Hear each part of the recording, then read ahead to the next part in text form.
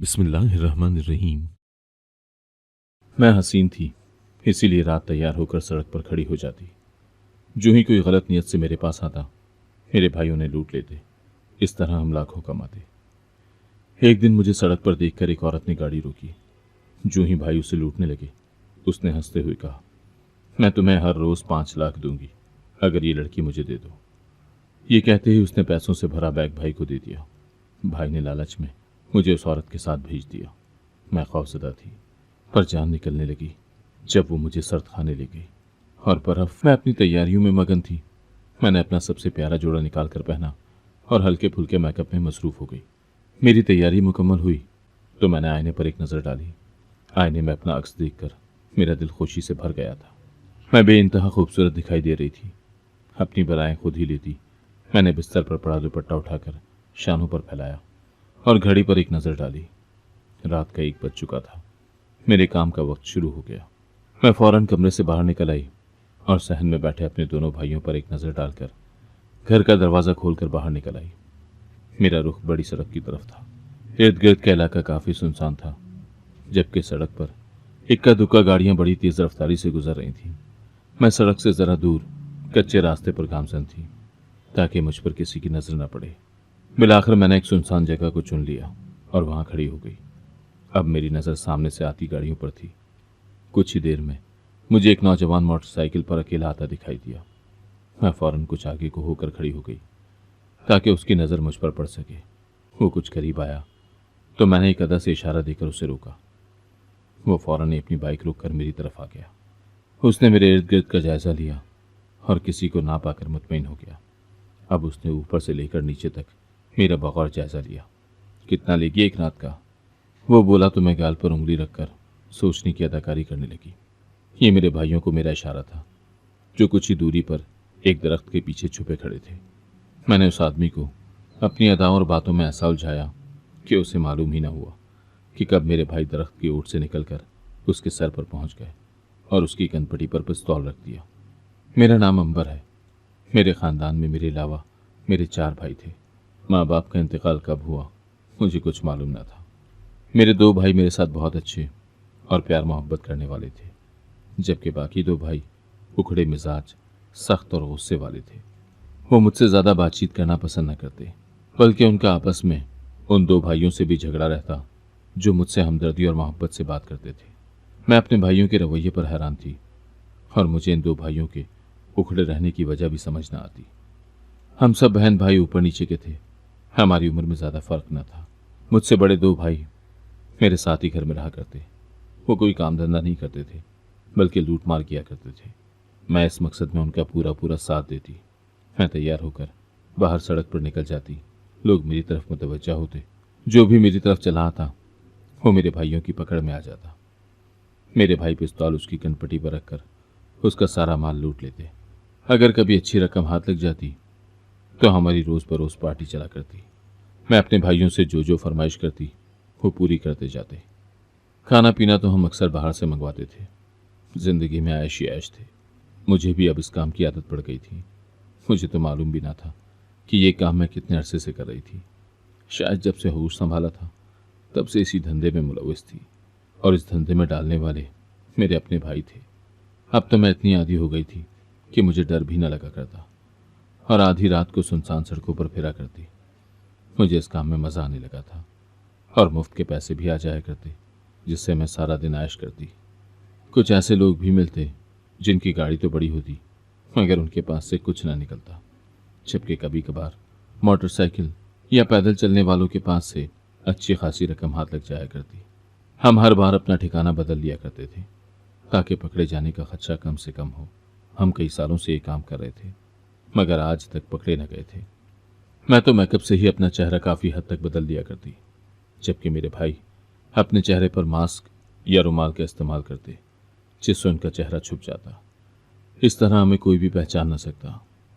हमें ये धंधा करते हुए न जाने कितने साल गुजर गए थे। मुझसे छोटे 2 भाई कबीर और सुल्तान थे। वो दोनों किसी दूसरे शहर में पढ़ रहे थे और हॉस्टल में रहा करते। वैसे तो वो दोनों हमारे इस काम के सख्त खिलाफ थे, मगर उनकी पढ़ाई का खर्चा भी हम तीनों बहन भाई मिलकर ही उठा रहे थे। कबीर और सुल्तान की ना तो मेरे बड़े दो भाइयों से बनती और ना मुझसे बनती। वो आते जाते मुझे आंखें दिखाते और गुस्से से मुझे देखकर मुंह ही मुंह में न जाने क्या क्या बड़बड़ाते। मैं समझने से कासिर थी कि उन्हें मुझसे किस बात की दुश्मनी है, जबकि ये धंधा मेरे बड़े दो भाइयों ने शुरू किया था और उन्होंने मुझे इस काम में मुलव्वस किया था। खैर, मुझे भी उनकी ज़्यादा परवाह न थी, क्योंकि वो हमारे साथ हमारे घर में न रहा करते, बल्कि वो तो हॉस्टल में रहते थे और कभी कभार ही घर का रुख करते। पहले पहल तो उन्हें हमारे इस धंधे के बारे में मालूम न था, मगर फिर न जाने उन्हें आहिस्ता आहिस्ता कैसे पता चल गया। वो घर में बहुत ही कम आते। उन्होंने पिछली दफ़ा भी 6 महीने पहले चक्कर लगाया था, जबकि इस बार तो वो दोबारा मुड़कर ना आए। मुझे भी उनके वजूद की गैर मौजूदगी से कोई ख़ास फ़र्क ना पड़ा था, क्योंकि जब भी वो घर में होते तो घर में लड़ाई झगड़े और फसाद बर्पा होता। वो हमारे हर काम में नुक्स निकालते, मेरे भाइयों को समझाने की पूरी पूरी कोशिश करते, मगर मेरे भाई के दिलों पर तो ऐसी मोहर लग चुकी थी कि उनके कानों पर छोटे भाइयों की नसीहत का कोई असर ना होता और वो लोगों को लूटने के नए से नए तरीके सोचने लगते। मैं अपने भाइयों के लिए सिर्फ एक मोहरा थी। वो अपना जाल फैलाने के लिए मुझे कांटे पर लगी मछली के तौर पर इस्तेमाल करते और मैं भी खुशी खुशी इस्तेमाल हो जाया करती। आखिर अपने भाइयों के काम में साथ देना मेरा फ़र्ज़ बनता था। ये देख, मैं तेरे लिए क्या लेकर आई हूँ, मैंने नजमा के घर में दाखिल होते ही ऊंची आवाज़ में बोला। वो सैन में ही किसी काम में मशगूल थी। मुझे देखते ही मेरी तरफ चली आई। क्या लेकर आई है, दिखा। मैंने अपनी बंद मुट्ठी खोली तो उसमें चमकता हुआ प्यारा सा ब्रेसलेट मौजूद था। नजमा ब्रेसलेट देखकर बेइंतहा खुश हो गई। उसे हाथों में रंग बिरंगी चीज़ें पहनने का बहुत शौक था। कल मैं बाजार से अपने लिए ब्रेसलेट लेने गई तो मैंने वैसा ही नजमा के लिए भी खरीद लिया। यह हमारी दोस्ती की निशानी है, तो वो बेतहाशा खुश हो गई। मैं चूंकि पूरा दिन फारिग ही होती थी, लिहाजा मैं नजमा की तरफ चली जाया करती।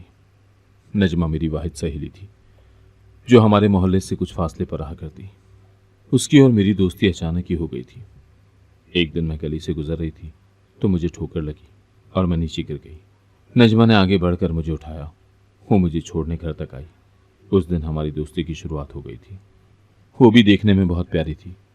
मुझे उसके घर जाकर बहुत सुकून मिलता। उसकी माँ मुझे बिल्कुल अपनी माँ की तरह चाहती। शायद मेरी ज़िंदगी में माँ की कमी थी, इसीलिए मुझे उसके घर जाना अच्छा लगता था। हालांकि मेरे भाई मुझे बाहर जाने से मना करते और कहीं भी न जाने देते, मगर मैं फिर भी किसी न किसी तरह निकल ही जाती। वो खुद कौन सा सारा सारा दिन घर में टिकते थे। उनकी गैर मौजूदगी में मैं भी घर से बाहर निकल जाया करती। और मुझे कहाँ जाना था, या तो मैं बाजार जाकर चीज़ों की खरीदारी करती या फिर मैं नजमा के घर चली आती। मेरे भाइयों को इस बारे में कुछ भी मालूम न था कि मैं नजमा के घर जाती हूँ। नजमा अक्सर मेरे घर आ जाया करती। मेरे भाई उसे मशकूक नज़रों से ज़रूर देखा करते, मगर मुंह से कुछ न कहते। आखिर मुझे भी तफरीह का पूरा पूरा हक था। ऐसे में एक नजमा की तरफ मैं ना जाती तो सारा दिन अकेली घर में रहकर बोर हो जाती। मुझे अपने भाइयों के रवैये पर हैरानी होती थी कि वो रात को तो मुझे गलियों में फिरने और बाहर निकलने की इजाज़त देते हैं, जबकि दिन में वो चाहते हैं कि मैं घर में ही ठहरी रहूं। वो वैसे भी कुछ अजीब व गरीब थे, बल्कि हम सभी कुछ अलग किस्म की ज़िंदगी गुजार रहे थे। लिहाजा अब मैंने भी किसी भी काम पर हैरान होना छोड़ दिया था। मेरी ज़िंदगी शुरू से ही एक अनोखे तर्ज पर गुजरी थी। हालात जिस तरफ मुझे ले गए मैं जाती रही थी। मैंने आज तक अपने भाइयों की सभी बातें मानी। आखिर उनके सिवा मेरा था ही कौन। नजमा के घर जाने की वजह सिर्फ उसकी माँ ही नहीं, बल्कि उसका एक भाई अली भी था। अली देखने में काफ़ी पुरकशिश था। वो शौक मिजाज रखता। वो मुझे देखते ही मेरे आगे पीछे घूमता और नजमा के साथ हंसी मजाक करके उसे तंग करता। नजमा अपनी माँ को उसकी शिकायत लगाती तो उसे डांट पड़ जाती। मैं बहन भाइयों के दरमियान नोक झोंक की इस तमाम सूरत हाल से बहुत महजूज होती थी, क्योंकि हमारे अपने घर में ऐसा माहौल न था। अव्वल तो माँ बाप की कमी जो थी वो थी ही, जबकि मेरे भाई भी आपस में लड़ते रहते। जो दो भाई मेरे साथ काम किया करते थे उनकी भी आपस में इतनी ना बनती कि एक दूसरे के साथ मजाक या छेड़छाड़ करें। या तो वो एक दूसरे से बात ही ना करते और चुपचाप अपने कामों में लगे रहते, या फिर अगर बात होती तो पैसे की तकसीम पर लड़ाई और बहस ही हुआ करती। मुझे तो वो इस काम का सिर्फ 25% हिस्सा देते थे, जबकि बाकी का हिस्सा आपस में आधा आधा तकसीम कर लेते। मैं इस पर खुश थी। आखिर मेरा खर्चा ही क्या था। खाना पीना तो भाई ले आते थे, मुझे सिर्फ अपने ऊपर पैसे लगाने होते थे। और कभी बड़ी रकम हाथ लग जाती तो पैसे भी ज़्यादा आ जाया करते। लिहाजा मैं इसी में खुश हुई थी कि नजमा के घर का माहौल मुझे अपनी जानिब मुतवज्जा करता और मैं भाइयों से चोरी छुपे उसके घर चली जाती। अली की नज़रों ने मुझे वाज़ेह पैगाम दे दिया था कि वो मुझे पसंद करता है, मगर मैंने अपने भाइयों के डर की वजह से अभी तक उसे कोई उम्मीद न दिलाई थी। अगर मेरे भाइयों को पता चल जाता तो वो न जाने अली के साथ साथ मेरे साथ भी क्या सलूक करते। कभी कभार आम लड़कियों की तरह मेरे दिल में भी ख्वाब जागते कि मैं भी रुखसत होकर अपने पिया देश सधारूं और अली की ज़िंदगी में शामिल हो जाऊं। मगर मेरे भाइयों ने तो शायद मेरी शादी ना करने का मंसूबा सोच रखा था। न कभी उन्होंने मेरी शादी के मुतालिक कोई बात की और न कभी मुस्तकबिल की ऐसी कोई मंसूबाबंदी की थी। मैं हस्बे मामूल रात के अंधेरे में अपने काम के लिए निकल खड़ी हुई थी। मेरे भाई मुझसे कुछ फासले पर मेरे पीछे आ रहे थे। आज भी मैं हमेशा की तरह काफ़ी तैयार होकर घर से निकली थी और अपनी मखसूस जगह पर जा खड़ी हुई थी। ये इलाका हमारे लिए नया था, हम इस इलाके में पहले कभी ना आए थे। आज अपने घर से काफ़ी दूर आना पड़ा था क्योंकि अब आसपास के सभी इलाकों में हमने अपनी वारदात कर डाली थी, जबकि अब हमें नए इलाके को मुंतखब करना था। मैंने अपने भाई को ये कहते सुना था कि कुछ अरसे में घर छोड़कर किसी और इलाके में घर ले लेंगे ताकि हमें रोज़ बरोज़ इतनी दूर आना जाना ना पड़े और आसपास के इलाके में अपनी वारदातें जारी रखें, जबकि मैं वो इलाका ना छोड़ना चाहती थी। मगर मैं अपने भाइयों के आगे बेबस थी। मैं उनके सामने ये कहने का हक नहीं रखती थी कि मुझे इसी जगह पर रहना है। वैसे भी उस जगह पर अब पकड़े जाने का खदशा ज़्यादा था क्योंकि हमें वहाँ काम करते कई साल गुजर चुके थे। मैं अपनी मखसूस जगह पर जा खड़ी हुई और किसी का आने का इंतज़ार करने लगी। यहाँ मामूल से ज़्यादा सन्नाटा था। इक्का दुक्का गाड़ियाँ भी सड़क से गुजरती दिखाई न दे रही थी। ऐसे में मुझे दूर से गाड़ी आती दिखाई दी तो मैं आगे बढ़कर खड़ी हो गई। गाड़ी मेरे करीब आकर रुकी, मगर ये देखकर मैं चौंक गई कि उसमें एक औरत सवार थी। उमूमन ज़्यादातर मर्द ही मुझे देखकर गाड़ी रोका करते थे। किसी औरत ने आज तक कभी गाड़ी न रोकी, मगर आज उस गाड़ी में एक औरत को देखकर मेरा हैरान होना तो बनता था। मैं अभी इसी कश्मकश में थी कि अपने भाइयों को आने का इशारा दूं या ना दूं। वो औरत हैरानी से ऊपर से लेकर नीचे तक मेरा बगौर जायजा ले रही थी। फिर मैंने अपने गालों पर हाथ रखकर अपने भाइयों को इशारा दिया तो वो फौरन आ गए। दोनों भाइयों ने औरत को दोनों जानिब से घेर लिया और भाई ने उसकी कनपटी पर पिस्तौल रखकर उससे जो कुछ भी था खाली कर देने का इशारा किया। औरत के चेहरे पर अभी भी कोई परेशानी और फिक्र न थी, बल्कि वो हैरान नजरों से मुझे ही देख रही थी। अगर तुम इससे ज़्यादा भी कमाना चाहते हो जो तुम आज लूट कर ले जाओगे तो मेरे पास तुम लोगों के लिए एक ऑफर है, उसने भाई को कहा। तो भाई ने हैरानी से उस औरत की जानिब देखा था। मैं तुम्हें हर रोज़ 5 लाख रुपए दूंगी अगर तुम ये लड़की मेरे हवाले कर दो। उसकी बात सुनकर मैं चौंक गई। मैंने फौरन अपने भाई की जानिब देखा था ताकि उसे पेशकश कबूल ना करने का इशारा करूं, मगर मेरा भाई मेरी जानिब मुतवज्जा कब था? वो तो मेरे दूसरे भाई की जानिब मुतवज्जा था। इससे पहले कि मेरे भाइयों को सोचने समझने का मौका मिलता, उस औरत ने फौरन ही पैसों से भरा बैग निकालकर मेरे भाई के हवाले कर दिया तो वो खुश हो गया। उसमें यकीनन काफ़ी बड़ी रकम थी और रात के इस पहर उस औरत के पास इतनी बड़ी रकम का होना कदरे अजीब था। भाई ने मुझे गाड़ी में बैठने का इशारा किया। मैं नहीं जाऊंगी, मैं नहीं जाऊंगी भाई, ये तुम क्या कर रहे हो? मैंने हैरानी से पूछा था। इसमें कोई हर्ज नहीं, तू गाड़ी में बैठ जा। भाई ने उसे इसी जगह रोज़ाना 5 लाख की रकम पहुंचाने का कहा तो उसने वादा किया और गाड़ी चला दी। मैं अपने भाइयों की बेगैरती पर हैरान थी। वो मुझे इतनी आसानी से किसी भी औरत के हवाले कैसे कर सकते थे जिसके बारे में कुछ भी ना जानते थे। वो औरत तमाम रास्ते खामोशी रही थी। मैंने भी खामोशी में ही आफियत जानी। मैं अपने भाइयों के कठोरपन पर जल कुड़ रही थी। वो औरत तमाम रास्ते खामोश रही, मगर वो गाड़ी चलाते हुए एक नज़र मुझ पर डाल लेती। मैं भी चुपचाप उसके साथ खौफजदा सी बैठी रही। मैं आने वाले वक्त का सोचकर परेशान थी कि न जाने वो मुझे ले जाकर मेरे साथ क्या सलूक करती। मुझे कुछ समझ ना आ रहा था कि उसने मेरे भाइयों को इतने पैसे क्यों कर दे दिए और हर रोज़ रकम देने का वादा भी किया। परेशानी से मेरा बुरा हाल था, मगर सफ़र ख़त्म होने का नाम ही न ले रहा था। दिल ही दिल में मैं अपने लिए दुआएं मांग रही थी कि अब मेरा रब ही मुझे बचा सकता था। न जाने ये औरत मुझसे क्या काम करवाने वाली थी जो मेरे अवज़ इतने पैसे देने को तैयार हो गई थी। इतनी रकम तो हम पूरे महीने में भी ना कमा पाते थे जितनी उसने मेरे भाइयों को एक दिन में दे दी। उसने गाड़ी एक बड़ी सी इमारत के सामने रोक दी और मुझे लिए अंदर दाखिल हुई। जो ही दरवाज़ा खोलकर अंदर दाखिल हुई तो मैं ये देखकर हैरान रह गई कि ये एक सर्द खाना था। मेरी जान निकलने लगी जब वो मुझे लिए अंदर की तरफ बढ़ी और एक बर्फ़ की बड़ी सिल के पास रखा एक बड़ा लकड़ी का डब्बा खोला। मैं ये देखकर सकते में आ गई कि उस लकड़ी के ताबूत में मेरी लाश पड़ी थी। मैं आंखें फाड़े अपने आप को तक रही थी। वो ये कैसे मुमकिन था? मैं बोलने के काबिल न रही। मैंने सकते के आलम में हैरान होते उस औरत की जानिब देखा। ये कौन है? मैंने कांपती हुई आवाज में पूछा। ये तो बिल्कुल मेरे जैसी है। उसने कोई जवाब न दिया और दोबारा से उसके चेहरे को चादर से ढांप कर मेरा हाथ पकड़कर बाहर ले आई। मेरा जिस्म कांप रहा था। मेरी टांगें मेरा साथ देने के काबिल न थी। मैं उसके साथ घसीटती चली आ रही थी। उसने गाड़ी का दरवाज़ा खोलकर मुझे गाड़ी में बिठाया और गाड़ी चला दी। मैं उस लड़की का चेहरा न भूल पा रही थी जो आंखें बंद किए सुकून से लेटी थी। वो यकीनन जिंदा न थी, मगर वो कौन थी? उसका चेहरा हूबहू मेरे ही जैसा था। अब की बार वो औरत मुझे एक घर में ले आई थी। ये घर काफ़ी बड़ा था, मगर ये घर कुछ अजीब सा था। इसके चारों तरफ दरवाजे ही दरवाजे थे जो सब के सब बंद थे। मैं हैरान होते हुए उसके साथ चली आ रही थी। तुम्हारा नाम क्या है? उसने मुझसे पूछा तो मैंने उसे फौरन अपना नाम बता दिया। उसने मुझे सोफे पर बैठने का इशारा किया। तुम्हारा नाम अंबर नहीं बल्कि गज़ल है, वो बोली तो मैं हैरान रह गई। ये आप क्या कह रही हैं? मैं अंबर ही हूँ। मैंने उसे यकीन दिलाने की कोशिश की, मगर उसने मेरी बात का कोई जवाब न दिया। तुम्हें मालूम है जो लड़की सर्द खाने में मुर्दा हालत में पड़ी है वो कौन है? उसने मुझसे पूछा तो मैंने नफ़ी में सर हिला दिया। मुझे कैसे मालूम हो सकता है कि वो कौन है, मगर उसकी शक्ल बिल्कुल मेरे जैसी है, क्योंकि वो तुम्हारी जुड़वा बहन है।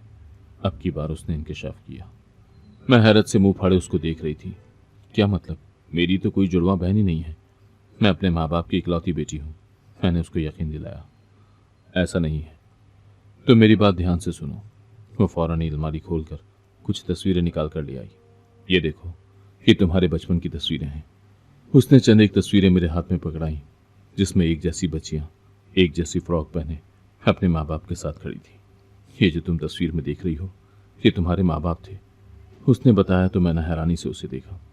मैंने अपने माँ बाप को तस्वीरों में देख रखा था, जो कि इनसे बिल्कुल मुख्तलिफ थे। ये सब क्या हो रहा था मुझे कुछ समझ ना आ रही थी। अब के मैंने तजस्सुस भरे लहजे में पूछा तो वो बोली, मैं तुम्हारी बड़ी बहन, ये देखो, ये मैं हूँ। उसने एक तस्वीर की तरफ इशारा करके मुझे बताया, जिसमें दो एक जैसी बच्चियों से कुछ बड़ी लड़की खड़ी दिखाई दी। मेरा नाम सुरैया है। हम तीन ही बहनें थीं। हमारे अब्बा महकमा पुलिस में काम करते थे। वो एक ईमानदार ऑफिसर थे। उनका काम मुजरिमों को गिरफ्तार करवाना और उनको सख्त से सख्त सज़ा दिलवाना था। वो किसी भी मुजरिम को किसी भी कीमत पर ना बख्शते। बहुत से लोग उनको रिश्वत देने की कोशिश करते ताकि उनके जराइम पर पर्दा पड़ा रहे, मगर अब्बा ने कभी किसी से रिश्वत न ली थी और अपनी ईमानदारी को हमेशा कायम रखा था। इसी बिना पर अब्बा के बहुत से दुश्मन थे जो उनको नुकसान पहुंचाने की कोशिश करते, मगर अब्बा ने दुश्मन बनाना तो पसंद किया, लेकिन कभी किसी से रिश्वत खाना पसंद नहीं किया। तुम दोनों अभी बहुत छोटी थी कि एक बार कुछ लोगों ने हमारे घर पर हमला कर दिया और उन्होंने अब्बा को गोली मार दी। इत्तेफाक से उस वक्त मैं और अम्मा घर पर न थी। डाकू का गुस्सा अब्बा को गोली मारकर भी कम न हुआ और वो चाहते हुए तुम्हें अपने साथ उठाकर ले गए, जबकि तुम्हारी जुड़वा बहन कंवल डर के मारे बिस्तर के नीचे छुप गई थी। वो शायद उनको दिखाई न दी थी। अम्मा और मैं वापस लौटे तो घर का मंजर देखकर हैरान रह गए। अब्बा की मौत और तुम्हारे अगवा हो जाने से अम्मा को बहुत गहरा सदमा पहुंचा। मैं उस वक्त इतनी बड़ी थी कि तमाम सूरत हाल समझ सकती, मगर कमल वो बहुत छोटी थी। उसे अंदाजा न था कि हमारे ऊपर क्या क़यामत बीत गई थी। एक दिन में ही हमारी दुनिया अंधेर हो गई। अब्बा का साया सर से उठ गया। वो दुश्मनों की गोली का शिकार हो गए। हमारी बहन हमसे बिछड़ गई। हमारे रिश्तेदारों ने अम्मा का बहुत साथ दिया और तुम्हें ढूंढने की बहुत कोशिश की, मगर मुजरिमों का सुराग तक न मिल सका। मामू अम्मा को अपने साथ अपने शहर ले गए और हमने एक नई जिंदगी शुरू की। कमल के सामने हमने अब्बा की हादसाती मौत और तुम्हारी गुमशुदगी का जिक्र न किया, क्योंकि अम्मा और मैं नहीं चाहते थे कि उसके नन्हे जहन पर कोई दबाव पड़े। अब्बा की तरह मेरी भी यही ख्वाहिश थी कि मैं भी पुलिस में जाऊं और मुजरिमों का मुकाबला करूं, ख़ास तौर पर उन लोगों से ज़रूर बदला लूं जो अब्बा की मौत के जिम्मेदार थे। लिहाजा मैंने अपनी पढ़ाई मुकम्मल करके पुलिस की नौकरी में शमूलियत इख्तियार कर ली, जबकि मेरी छोटी बहन कमल को भी मुझे देखकर शौक़ पैदा हुआ और वो एक खुफिया एजेंट बन गई। वो मुजरिमों को सुराग लगाने में मेरी मदद करती और हमारी पूरी टीम छापा मारकर मुजरिमों को गिरफ्तार कर लिया करती। एक रात एक मिशन के दौरान उसने रात के अंधेरे में तुम्हें सड़क पर खड़े देखा। वो अपने जैसी लड़की को देखकर चौंक गई, मगर वो चूंकि एक मिशन पर थी लिहाजा उसके पास इतना वक्त ना था कि वो तुम्हारी तरफ तवज्जो देती। उसने अपना मिशन जारी रखा। एक दिन उसने बातों ही बातों में जिक्र किया कि उसने बिल्कुल अपने जैसी लड़की देखी थी, तो मैं चौंक गई। मैंने उसे बताया कि उसकी एक जुड़वा बहन थी जिसको बचपन में अगवा कर लिया गया था।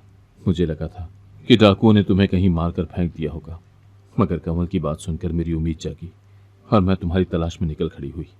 मगर मुझे तुम दोबारा उस इलाके में कभी दिखाई न दी जिसके बारे में कंवल ने बताया था। मैं दिन रात तुम्हारी तलाश में रहती थी, मगर मुझे तुम्हारे बारे में कुछ भी मालूम न हुआ। फिर आखिर कंवल ने तुम्हारा सुराग लगा लिया। उसने कुछ अरसे तुम्हारी जासूसी की। उसने मुझे तुम्हारे बारे में जो बताया वो सुनकर मैं चौंक गई। तुम अपने भाइयों के साथ रहा करती और रात को तुम सब मिलकर वारदातें किया करते। वो लड़के यकीनन उसी मुजरिम के बच्चे थे जिसने बाबा को मार डाला था। मैंने उसके बारे में भी पता लगवा लिया। वो काफ़ी अरसा पहले ही पुलिस मुकाबले में मारा गया था। मैं पुलिस ऑफिसर थी। मैं तुम्हें और तुम्हारे भाइयों को आसानी से गिरफ्तार कर सकती थी। मैंने सोच रखा था कि मैं तुम्हें गिरफ्तार करके तुम्हें तुम्हारे जुर्मों की सज़ा दिलवाऊंगी और उसके बाद तुम्हें घर लाऊंगी। मगर कंवल की अचानक मौत से मैं बहुत ज़्यादा टूट गई। वो एक मिशन पर थी। उसने अपना मिशन कामयाबी से मुकम्मल किया और बहुत से खतरनाक मुजरिमों को पकड़वा दिया। मगर मुजरिमों के कुछ साथी पुलिस की गिरफ्त से बच गए, जिन्होंने बदला लेने की खातिर कंवल को मार डाला। मैं कंवल की लाश देखकर बेहद परेशान थी। मैं उसको अपने आबाई गांव ले जाकर दफनाना चाहती हूँ, जहां अम्मा और अब्बा की कब्रें हैं। इसीलिए उसकी लाश अभी फ़िलहाल सर्द खाने में रखी गई है। मैंने अपने मंसूबे को बदल दिया और तुम्हें उन लड़कों समेत गिरफ्तार करवाने के बजाय अपने साथ ले आई और अब उन लड़कों को गिरफ्तार करवाकर उनको उनके अंजाम तक पहुंचाऊंगी। उनको उनके गुनाह की सज़ा दिलवाऊंगी। मैं अब्बा की तरह ईमानदारी से काम तो लेना चाहती थी, मगर यहाँ पर मेरी गर्ज आड़े आ गई। मैं इस कदर टूट चुकी हूँ कि मुझे अपने आप को दोबारा से जिंदगी की तरफ लौटने के लिए तुम्हारे साथ की ज़रूरत है। तुम, अब्बा और फिर अम्मा के बाद कमल ही मेरे जीने का सहारा थी। अब कमल भी मेरे पास नहीं तो कम से कम तुम तो मेरे पास रहोगी। मेरे दिल को तसल्ली रहेगी और मुझे ये लगेगा कि मेरे पास कमल मौजूद है। वैसे भी इस चोरी चकारी में तुम्हारा कसूर नहीं। तुमने तो वही किया जो तुम्हें कहा गया। मैं समझती हूँ कि तुम्हारे पास उनकी बात मानने के सिवा और कोई रास्ता भी ना होगा। अगर तुम हमें पहले मिल जाती तो अम्मा भी तुमसे मिल लेती। अब्बा की मौत के बाद अम्मा बिल्कुल ही कमज़ोर हो गई थी। उन्होंने ज़िंदगी की तरफ से रुख फेर लिया था और कमल उनको ज़िंदगी की तरफ लाने में अहम किरदार अदा करती। मगर आखिर कब तक? वक्त के साथ साथ बहुत सी बीमारियों ने उनको घेर लिया था और अभी कुछ अर्सा पहले ही उनका इंतकाल हुआ। काश तुम हमें अम्मा की ज़िंदगी में मिल जाती तो एक बार अम्मा तुम्हें सीने से लगाकर अपनी हसरत पूरी कर लेती। उनकी बड़ी ख्वाहिश थी कि वो अपनी दूसरी बेटी को भी पा सके और उसके हाथ और मुंह चूम सके। सुरैया अपनी आंखों में आए आंसू पोंछकर चुप हो गई। अपनी दुख भरी कहानी सुनकर मेरी आंखों से भी आंसू बह निकले। मेरे भाई मेरे सगे भाई न थे, वो किसी मुजरिम के बच्चे थे जिन्होंने मुझे माले गनीमत की तरह इस्तेमाल किया था और यहाँ तक के पैसों के लालच में बेच भी दिया था। तभी वो हमेशा ही मेरे साथ इतने बेहिस और खुदगर्ज हुआ करते थे। वो सब जानते थे कि मैं उनके बाप के दुश्मन की बेटी हूँ। तभी दो छोटे भाई मुझसे नाला रहते। वो बाकी भाइयों से मुतालबा करते होंगे कि मुझे जान से मार डालें, मगर बाकी भाई मुझे इसलिए कोई नुकसान न पहुंचा सके क्योंकि मैं शिकार पकड़ने के लिए एक अच्छा जरिया थी। मुझे समझ नहीं आ रहा था कि अब सच जानकर मैं खुश हूँ या फिर उदास। अम्मा, अब्बा और जुड़वा बहन तो ना रही थी, बस एक बड़ी बहन मिली थी, जबकि सारी जिंदगी जिनके साथ गुजारी वो कभी मेरे कुछ लगते ही ना थे। सुरैया ने जल्द ही मेरे भाइयों को गिरफ्तार करके उन सब से सच उगलवा लिया था। वो अपने किए की सज़ा पा चुके थे। न जाने उन्हें कितने सालों के लिए जेल भेज दिया गया, जबकि उनकी सारी चीज़ें और पैसे भी जब्त कर लिए गए।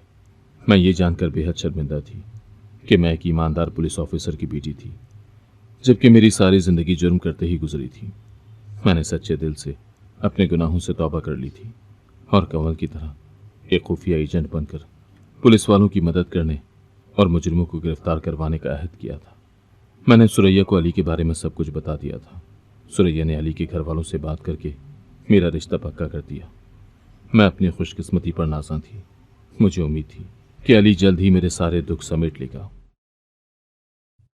अगर आपको आज की कहानी पसंद आई है तो वीडियो को जरूर लाइक कीजिएगा और अपने दोस्तों के साथ भी शेयर कीजिएगा। और हाँ, अगर आपने अभी तक हमारा चैनल सब्सक्राइब नहीं किया तो जरूर सब्सक्राइब करें। मिलते हैं कल एक नई और दिलचस्प कहानी के साथ। अल्लाह हाफिज।